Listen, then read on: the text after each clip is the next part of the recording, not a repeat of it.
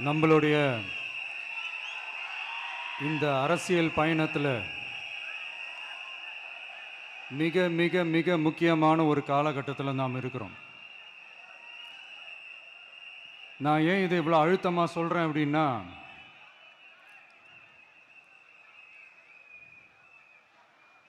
ஏதோ அழுத்தம் இருக்குமோன்னு நினைக்கிறீங்களோ? அழுத்தமா நமக்கா?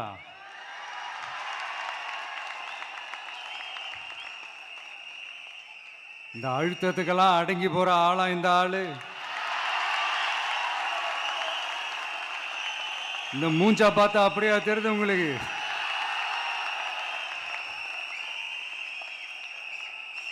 அதனால அப்படியெல்லாம் நடக்காது. அதுவும் முக்கியமா நம்ம கிட்ட அதெல்லாம் நடக்கவே நடக்காது. ஆனா அழுத்தம் இருக்குதான்னு கேட்டீங்கன்னா இருக்குது. அது நான் இல்லைன்னு சொல்ல வரல. நமக்கு இல்ல, மக்களுக்கு.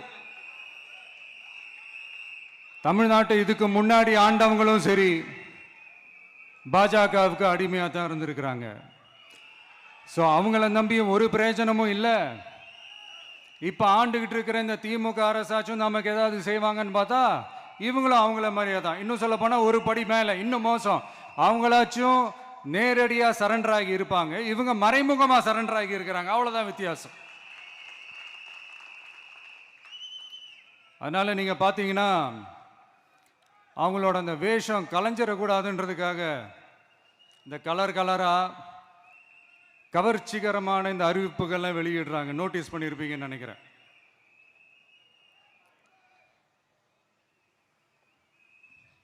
அதனால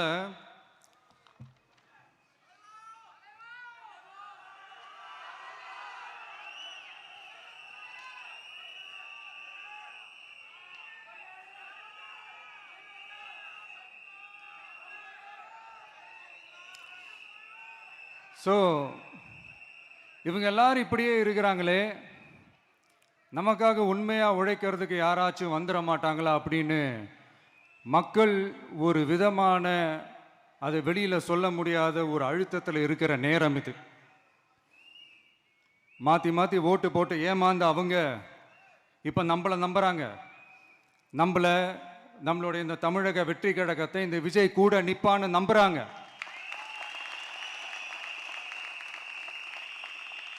நம்மளை நம்புறவங்களுக்காக நாம நம்பிக்கையோடு இருக்கணும்ல.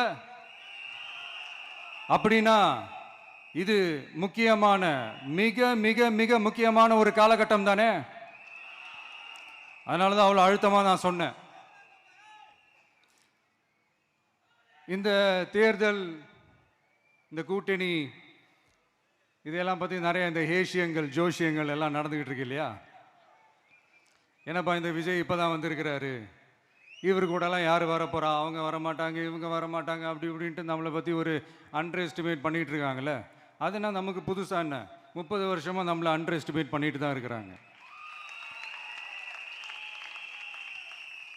ஆனால் மக்கள் கரெக்டாக நம்மளை எஸ்டிமேட் பண்ணி ரொம்ப அழகா, ரொம்ப அக்கறையா, ரொம்ப தெளிவா, ரொம்ப தீர்க்கமா நமக்குன்னு ஒரு இடத்த கொடுத்துருக்குறாங்கல்ல. எப்படி? என் கேரியரின் உச்சமான ஒரு இடத்த கொடுத்துருக்குறாங்கல்ல. அதை இந்த நாடே பார்த்துக்கிட்டு இருக்குல்ல. ஏன் அப்படி எனக்கு அந்த இடத்த கொடுக்கணும்? ஏன்னா இந்த விஜய் நம்ம பிள்ளையாச்சே, நம்ம அண்ணனாச்சே, நம்ம தம்பியாச்சேன்னு சொல்லி அவங்க மனசுல அப்படி தோணுது. அதனாலதான் நமக்கு அப்படி ஒரு இடத்த கொடுத்து உள்ளன்போடு அள்ளி நம்மளை அரவணைச்சிக்கிட்டு இருக்கிறாங்க. அப்படி நம்மளை நம்புறவங்களுக்காக நாம உழைக்கிறதே அது ஒரு பழக்கமாகி பழக்கமாகி இப்ப அதுவே என்னுடைய ஒரு ஒரிஜினல் கேரக்டராகவே மாறிடுச்சு. இத்தனை வருஷமா இருக்கிற அந்த உழைக்கிற குணம் அது எப்படி மாறும்? அதெல்லாம் மாறவே மாறாது. அரசியலுக்கு வந்ததுக்கு அப்புறமும் சரி, ஆட்சி அதிகாரத்துக்கு வந்ததுக்கு அப்புறமும் சரி, ஒன்னே ஒன்று சொல்ற, எழுதி வச்சுக்கோங்க. இதுக்கு முன்னாடி இருந்தவங்க மாதிரியோ இல்லை இப்போ இருக்கிறவங்க மாதிரியோ ஊழல் செய்யவே மாட்டான்.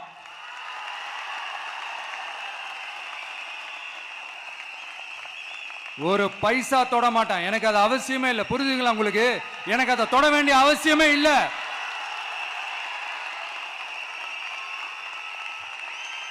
ஒரு துளி ஊழல் கரை கூட படியவே படியாது, படியவும் விட மாட்டான். நீங்க கேட்கலாம், இது என்ன சினிமாவா, இதன முதல்வன் படமா, ஒரே நாள்ல வந்து இவர் எல்லாத்தையும் கிளீன் பண்ணிடுவாரான்னு நீங்க கேட்கலாம். ஓகே, பிராக்டிகலா அது பாசிபிள் இல்லதான், but it is a process, right? It is a process. இப்படி எதுக்குமே ஆசைப்படாத ஒருத்தன் அரசியலுக்கு வர்றான் அப்படின்னா, அவன் கண்ணு முன்னாடி ஏதாவது ஒரு தப்பு நடக்குது அப்படின்னா, அவன் கண்ணு முன்னாடி ஏதாவது இந்த மாதிரி ஒரு ஊழல் நடக்குது அப்படின்னா, அதை பார்த்துக்கிட்டு அவன் சும்மா இருப்பான்னு நினைக்கிறீங்க?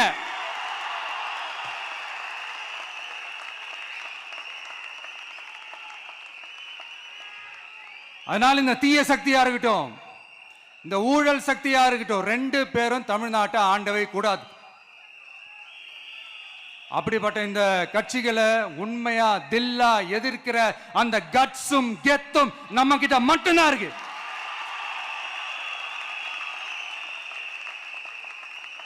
அதனால நீங்க என்ன சூழ்ச்சி நம்ம மேல பண்ணாலும், என்ன அழுத்தம் நீங்க கொடுத்தாலும், இந்த அடங்கி போறதுக்கோ, இந்த அண்டி பொழைக்கிறதுக்கோ, இல்ல இந்த அடிமையா இருக்கிறதுக்கால நாம அரசியலுக்கு வரல.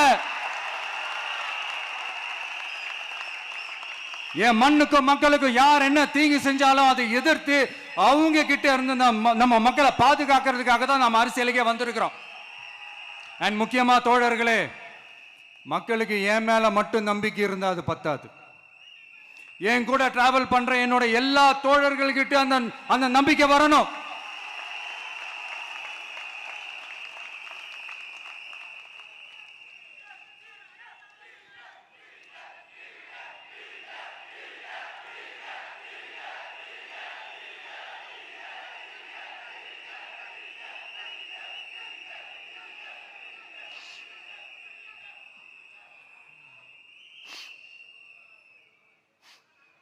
அந்த நம்பிக்கை இல்லைன்னு நான் சொல்ல வரல, இருக்குது.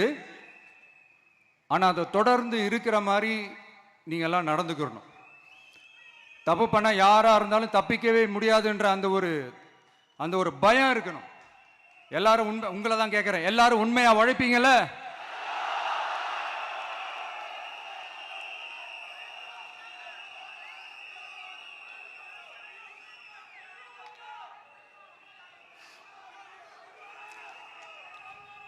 யாருக்காகவும் எதுக்காகவும் நம்மளோட அரசியல காம்ப்ரமைஸ் பண்ணிக்கவே கூடாது, செய்வீங்கல்ல?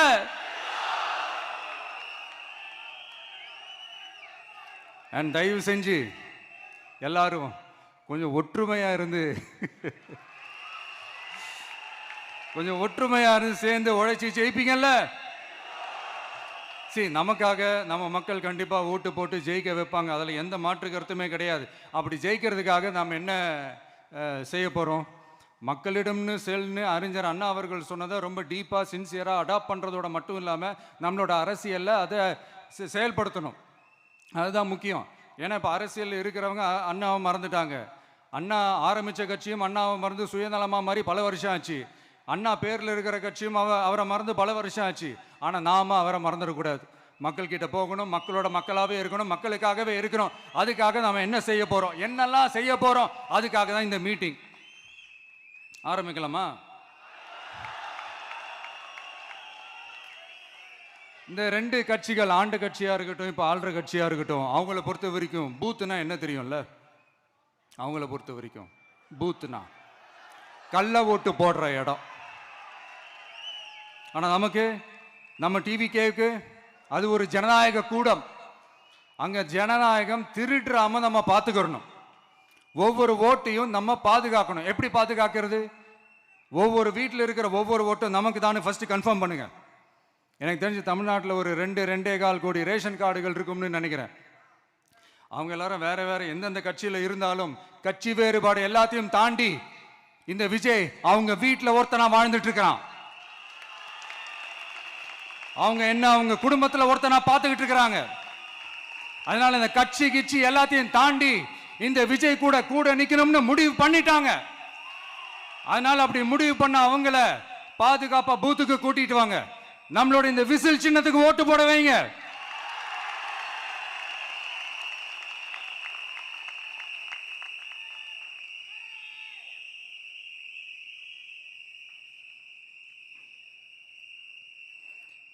ஒன்றியம், நகரம், பேரூர், பகுதி, கிளைன்னு இங்க வந்திருக்கிற நம்மள எல்லார் நிர்வாகிகளும் தான் நம்ம கட்சியினுடைய ஆணி வேர்.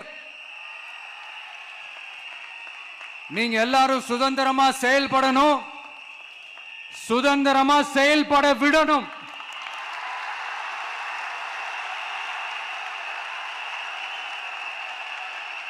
நீங்க ஒவ்வொருத்தரும் எனக்கு முக்கியம்.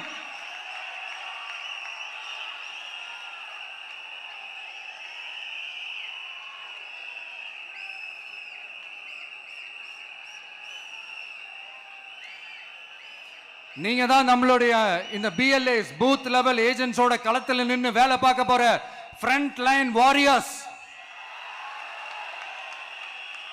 இப்ப நடக்க போறது வெறும் எலெக்ஷன் கிடையாது, இது ஒரு ஜனநாயக போர்.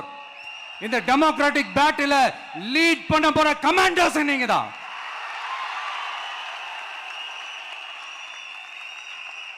நான் ஏன் இது எவ்வளவு ஸ்ட்ரெஸ் பண்ணி சொல்றேன் அப்படின்னா,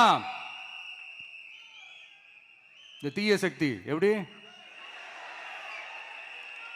இந்த தீய சக்தியோட தில்லு முள்ளுலாம் உங்களுக்கே நல்லா தெரியும். முழிச்சிட்டு இருக்கும் போது முழியை தோண்டி எடுத்துட்டு போற கூட்டம். அதனால கொஞ்சம் ஜாக்கிரதையா இருக்கணும். நம்ம எலெக்ஷனுக்கு இன்னும் 3 மாசம் தான் இருக்குது, அவ்வளவு கூட இல்லைன்னு நினைக்கிறேன். இந்த 3 மாசத்துல நீங்க செய்ய போற அந்த களப்பணியில தான் நம்மளுடைய வெற்றியே இருக்குது. உங்களுக்கு இந்த விஜய் பிடிக்கும்ன்றது உண்மைனா, சத்தியம்னா, உங்களோட உழைப்புல அதை காட்டுங்க. அப்புறம் நாங்க அறிவிக்க போற வேட்பாளர்களுக்கு நீங்க உங்களுடைய முழு ஒத்துழைப்பை நீங்க கொடுக்கணும். கொடுப்பீங்க தானே?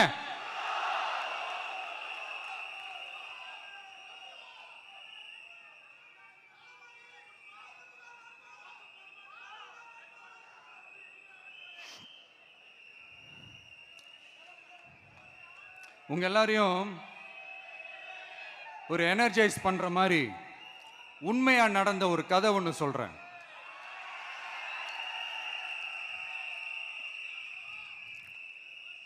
சொந்த நாட்டையே ஒரு கூட்டம் அபகரிக்குது. சொந்த நாட்டிலேயே இருக்க முடியாத அளவுக்கு ஒரு நெருக்கடி ஏற்படுது. ஸோ வேற வழி இல்லாமல் அந்த நாட்டை விட்டே வெளியே போய் வேற ஒரு இடத்துக்கு போய் காடு மலை அப்படி இப்படின்னு சுற்றி மறைஞ்சு வாழ வேண்டிய ஒரு சூழ்நிலை ஏற்படுது. என்னடா இப்படியே ஓடிக்கிட்டு இருக்குமேன்னு சொல்லிட்டு தன்னோட நட்பு சக்திங்க கிட்ட பேசி ஒரு பெரும் படையை திரட்டிக்கிட்டு அதிரடியாக ஒரு போரை நடத்தி அந்த நாட்டையே திருப்ப மீட்டு எடுத்தது யார் தெரியுமா? நம்ம கொள்கை தலைவர்களை ஒருத்தரான ராணி வேலு நாச்சியார் அவர்கள் தான். அவங்களுக்கு அந்த நட்பு சக்தியா கூட இருந்து உழைச்சது சின்ன மருது, பெரிய மருது, சையது, கார்கின்னு சொல்லிட்டு அந்த 3 பேரும் தான். ஆங்கிலேயர் படை, ஆற்காட்டு படை மாதிரி அந்த 2 பெரும் படையை அடிச்சு துவம்சம் பண்ணிட்டு அந்த நாட்டையை திருப்பி மீட்டு எடுத்தது வேலு நாச்சியார். அன்னைக்கு இருந்த ஆங்கிலேயர் படை, ஆற்காட்டு படை மாதிரி இன்னைக்கு என்னென்ன படை இருக்குதுன்னு உங்க எல்லாருக்குமே நல்லா தெரியும். அதனால அந்த 2 படை மட்டும் இல்ல, இன்னும் எத்தனை படை வந்தாலும் எதிர்த்து நின்று ஃபேஸ் பண்றதுக்கு ஒரு நல்ல தலைமையும் இத்தனை சக்திகள் என் கூட இருக்கும் போது, இத்தனை சின்ன மருது, இத்தனை பெரிய மருது, இத்தனை சையது கார்கிகள் என் கூட இருக்கும் போது நம்ம நாட்டை நம்மளால மீட்டெடுக்க முடியாதான?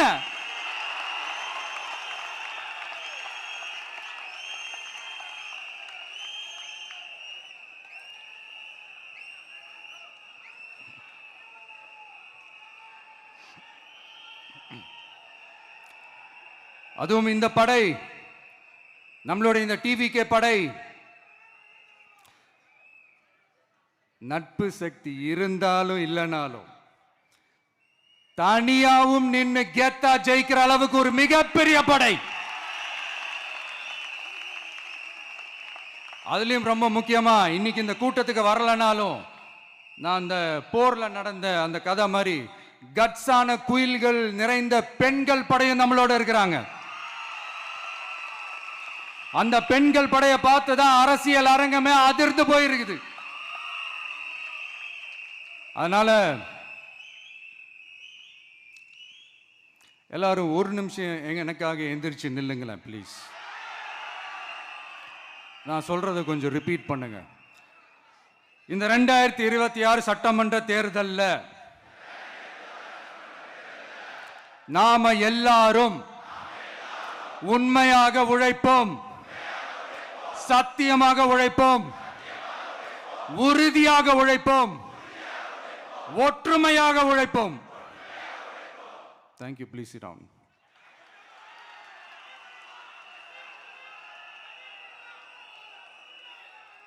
உங்களோட இந்த வார்த்தையை நான் மனப்பூர்வமா நம்புறேன். நான் ஏற்கனவே சொன்ன மாதிரி இந்த வரப்போற தேர்தல் இதுவரைக்கும் தமிழ்நாடு பார்த்திராத ஒரு வித்தியாசமான தேர்தல். நம்மளுடைய படை வரிசையும் அப்படிதான், ஒரு பவர் பேக்ட் ஃபோர்ஸ். இவ்வளவு நாள் இதை நாம மட்டும்தான் சொல்லிக்கிட்டு இருந்தோம். இப்போ கொஞ்சம் கொஞ்சமா அதை வெளியில சொல்ல ஆரம்பிக்கிறாங்க. என்னடா இந்த விஜய் கூட இருக்கிற ஃபோர்ஸை பார்த்தா சாதாரண ஃபோர்ஸ் மாதிரி தெரியல, மிலிட்ரியோட பெரிய ஃபோர்ஸா இருக்குது, வரப்போற எலெக்ஷனை கணிக்கவே முடியல, அப்படி இப்படின்னு சில குரல்கள்லாம் கேட்க ஆரம்பிக்குது. கணிக்கவே முடியலன்னு அவங்க வேணா சொல்லலாம், ஆனா மக்கள் ஆல்ரெடி கணிச்சு முடிச்சுட்டாங்க. அவங்க மனசை நல்லா புரிஞ்சு வச்சிருக்கிற நமக்கு அது நல்லாவே தெரியும். அதனால இந்த எலெக்ஷன் ரிசல்ட்டுக்கு அப்புறம் இந்த தீய சக்தி கிட்ட இருந்தோம், இந்த ஊழல்வாத அடிமை சக்தி கிட்ட இருந்தோம் தமிழ்நாட்டை மீட்டுட்டோம்னு உறுதியா அறிவிப்போம். அதுல என்ன மாற்று கருத்து கிடையாது. அதனால என் நெஞ்சில் குடியிருக்கும் தோழர்களே, தோழிகளே, உங்களோட நான் இருக்கேன், நம்மளோட நம்ம மக்கள் இருக்கிறாங்க. இதுக்கு மேல என்ன வேணும்? கான்பிடண்டா இருங்க, நல்லதே நடக்கும், வெற்றி நிச்சயம். மீண்டும் சந்திக்கும் வரை நன்றி, வணக்கம். தமிழக வெற்றி கழகத்தின் வெற்றி தலைவர், தர்மத்தாயின் தவ புதல்வன், தலைவரின் பொற்கரங்களால் ப்ளீஸ் சார், ப்ளீஸ் சார்.